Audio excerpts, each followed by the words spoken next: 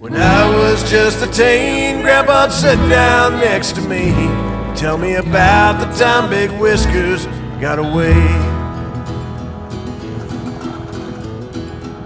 From the broad ripple spillway to the Waverly Bridge, it's been tall tales, rumors, urban legends, and myths about a world record flathead that some say has never been caught. Sometimes he was spotted in White River with flood as big as a coffin laying up in the mud. His name is Big Whiskers, and he's the toughest cat that ever fought. As the story goes, that Grandpa was a kid. He was checking a trot line by the Southport Bridge. He thought it was snagged, so he leaned down to take a look. The water started to boil, bubble, and churn as the flathead monster came to the surface and turned, headed straight to deep water and got away by straightening the hook.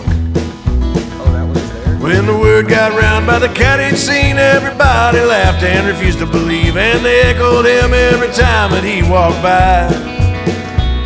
He swore right then to everybody's face he'd clear his name and put them in their place. He vowed never to shave until proven it wasn't a lie. He fished every day as the years rolled past and became more obsessed with every cast. He'd head straight to the river when Grandma would let him outdoors. After a while, the beard covered his face, and 10 years later, it was down to his waist. By the time he retired, it was almost reaching the floor. When he walked into town, people's jaws would drop, and some loudmouth kid would holler ZZ Top, but he didn't pay attention, he just kept on walking by. He'd head straight to the river and throw in some bait and wade through the water and patiently wait for the day Big Whiskers would swallow the end of his line. When I was just a teen, Grandpa'd sit down next to me, tell me about the time Big Whiskers got away. He had a secret recipe no cat could resist. He never wrote it down or even made a list. It was trial and error, and he never trusted anyone. He put livers and gizzards and shad entrails and some Limburger cheese just to pep up the smell, and coagulated blood stirred in with a black cat bone. He filled mason jars so they wouldn't leak and set them out in the sun for at least a week. They had to ferment so he couldn't take them in too soon. Then he took them to an Indian burial ground, dug as deep as he could so they wouldn't be found, and said the Lord's Prayer and dug them up by the light of the moon. Some people treat fishing as a chance to get drunk, but to him it was religion and he never gave up. And the stories about Big Whiskers just seemed to grow. They say he sank 3 boats and 1 man drowned. He ate 10-pound bass and gobbled ducks down. Grandpa became the butt of every joke. On a cloudy day like many before, he was wading through the shallows up along the shore, north of Raymond Street by a railroad overpass.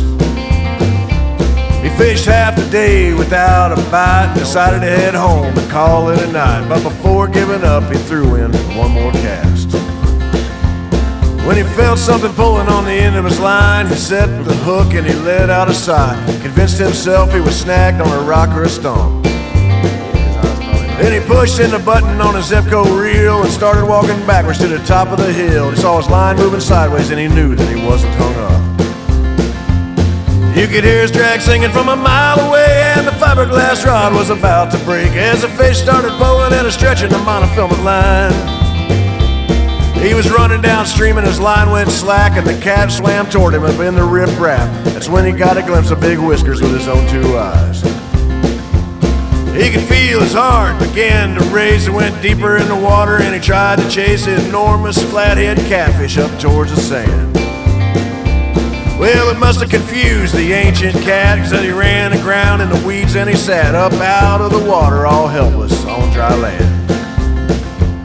Well, he strained and pulled with all of his might and then drug that old cat up the riverside, sat down in the gravel and the sand to try to catch his breath. When he leaned towards his head to get a better look, his beard got tangled in the rusted hooks that the battered old flathead had buried in his lips and his head. Grandpa Winston felt the pain of too many years pursuing in vain a silly old fish that would rather be left alone. Well, I guess it was then that Grandpa snapped and started feeling guilty, and he foolishly laughed and he reached in his box for his best pair of needle nose. They pulled every hook out of Big Whiskers' face and drug him back in the river and watched him swim away. Pulled out the scissors and started cutting the hair off his chin. Never said a word about what went down, but everybody knew as he walked into town that there's only one thing that could make him shave his beard. For the first time in years he was truly alive, and he gave up fishing, and after he died we scattered his ashes on the banks of the wide river. Some folks claim at the bottom of the dam is a world record cat and a mean old man resting in peace for the first time in too many years. When I was just a teen, Grandpa'd sit down next to me, tell me about the time Big Whiskers got away. Tell me about the time Big Whiskers got away. I don't have a net, dude. Bring them here. We just have to get a hand in them. Oh my God.